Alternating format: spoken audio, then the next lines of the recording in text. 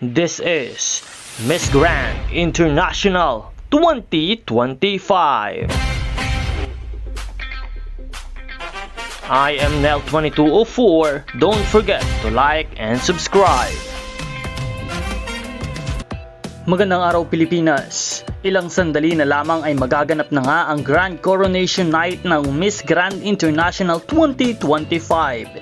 Excitement overload na naman dahil siguradong world-class ang production, stage design at performances ng mga kandidata mula sa iba't ibang panig ng mundo.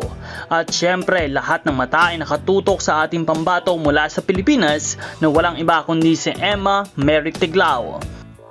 At sa gabing iyon ay inaasahan nating magpapasiklab si Emma sa swimsuit competition kung saan makikita natin ang kanyang confidence, fierce walk at signature aura na talagang pang Miss Grand.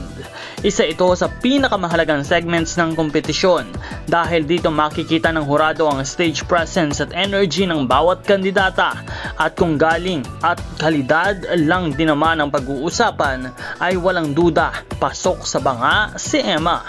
Sa mga nakaraang performances niya mula sa preliminary at national costume, napansin talaga ng fans at pageant pages ang kanyang queenly demeanor at winning personality. Kaya naman marami ang naniniwala na may malaking tsansa siya na makapasok sa top 10 o baka nga diretso pa sa top 5 hanggang sa crowning moment.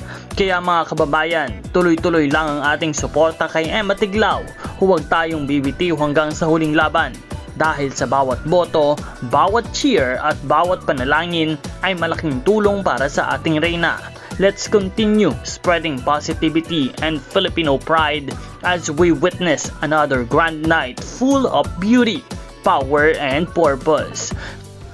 So ayan mga ka-pageant fans, pakaabangan natin ang Grand Coronation Night ng Miss Grand International 2025. Will Emma Tiglao make it to the top 10 or even bring home the golden crown? Let's find out together and keep supporting our queen all the way. This is Nel2204 bringing you the latest pageant news, updates, and reactions. Don't forget to like, share, and subscribe for more Miss Grand International 2025 coverage.